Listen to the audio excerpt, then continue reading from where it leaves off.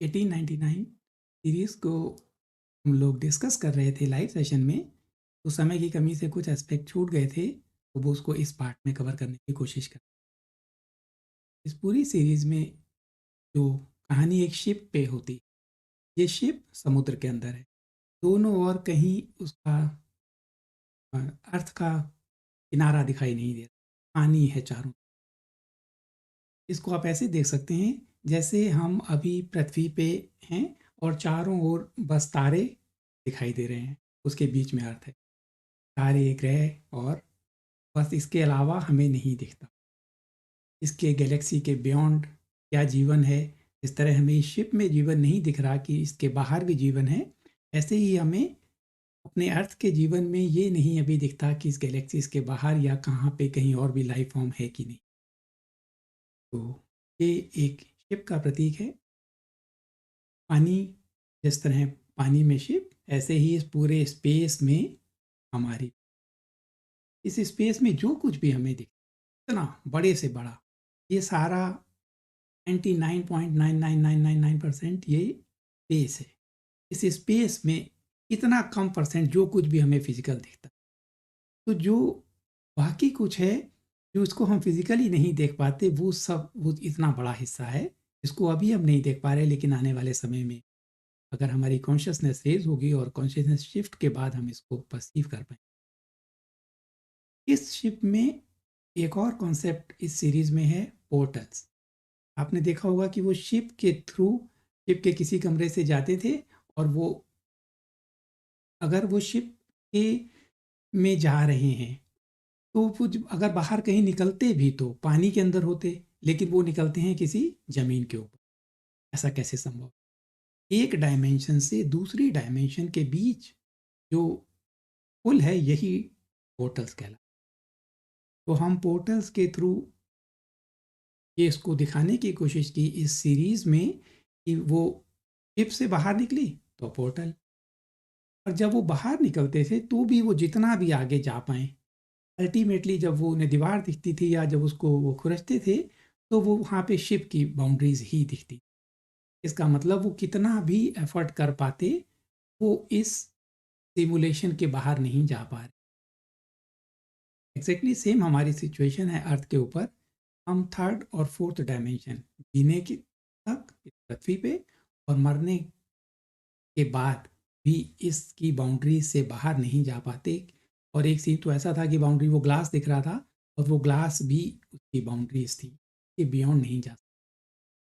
तो अगर आप अपने अभी के जीवन को देखो, तो एक जो बाहर की बाउंड्री है आकाश, इसके बियॉन्ड हमें नहीं, ताकि इस यहीं तक हमारी बाउंड्रीज सीमित हैं इस सिमुलेशन में।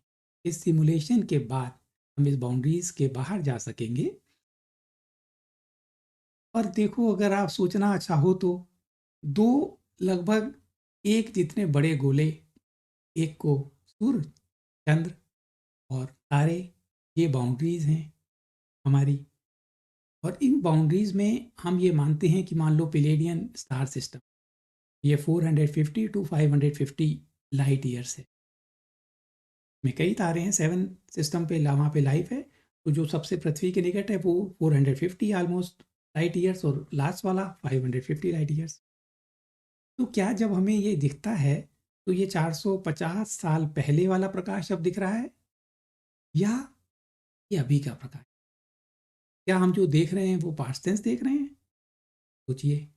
आप ऐसे भी देख सकते हैं, क्या वो प्रकाश पोर्टल के थ्रू हमारे पास लाइव आ रहा है? तो ये पोर्टल हैं जो डिफरेंट डायमेंशंस में ट्रेवल करने के लिए सहायक होते हैं। शिप से निकल के वो फिक्स जमीन पे कई बार आती। These are portals. और जो स्पेस में ट्रेवल होता है वो इन पोर्टल्स के थ्रू। अर्थ जो हमारी गैलेक्सी है, इसकी अर्थ की पोजीशन इस गैलेक्सी में बिल्कुल बाउंड्री पे है, बाहर की ओर है, और इसलिए यहाँ पे कई पोर्टल। और जो जो लोग काफ़ी रिसर्च करते हैं, डीप में इन विषयों पे जानते हैं, वो ये कहते हैं कि सूर्य को जिस तरह हम आग का गोला मानते हैं, ये भी एक पोर्टल। इस गैलेक्सीज़ में जाने का।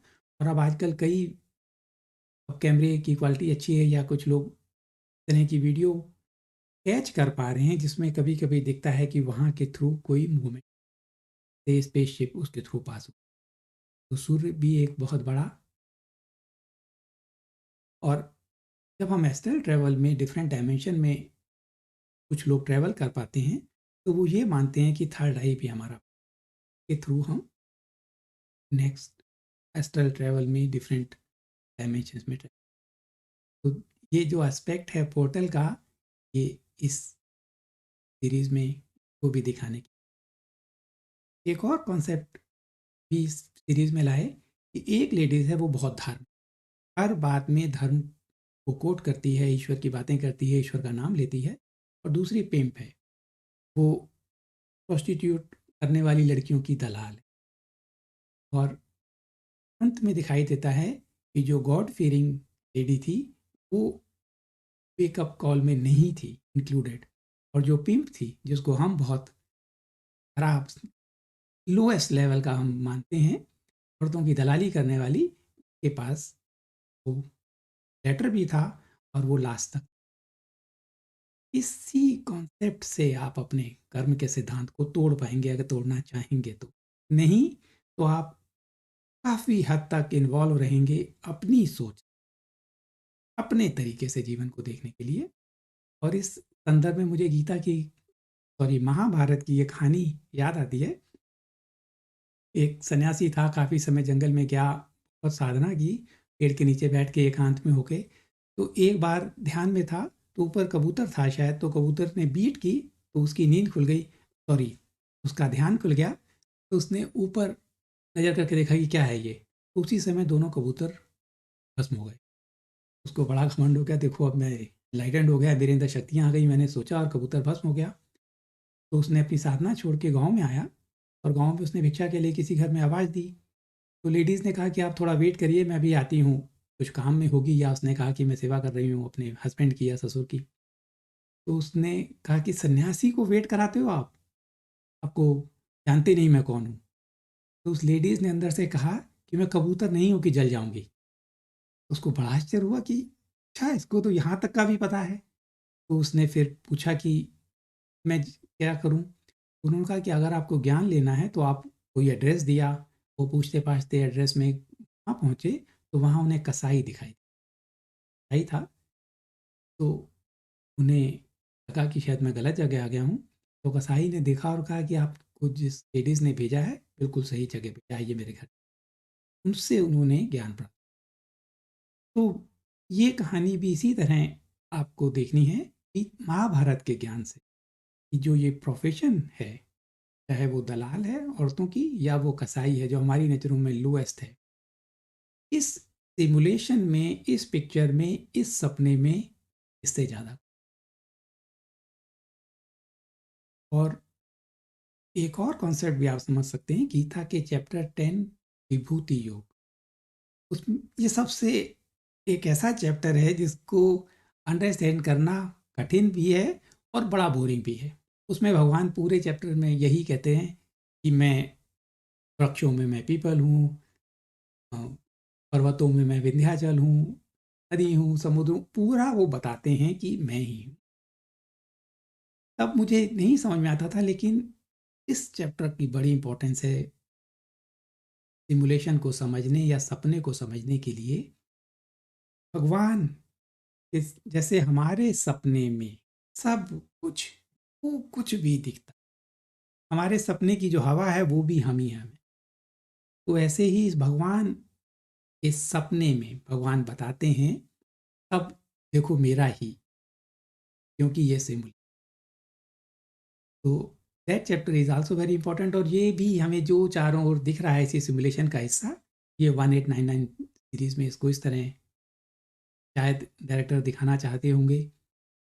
तो ये सारे एस्पेक्ट भी हैं जिसके थ्रू हम इसको और समझ सकते हैं। It's very good series. सिर्फ 8 पार्ट में काफ़ी सारे कॉन्सेप्ट को कवर किया। हमने इसके थ्रू समझने की कोशिश की। इसी जब भी हम अगर सिमुलेशन तो चीज़ों आसानी होगी छोड़ने में।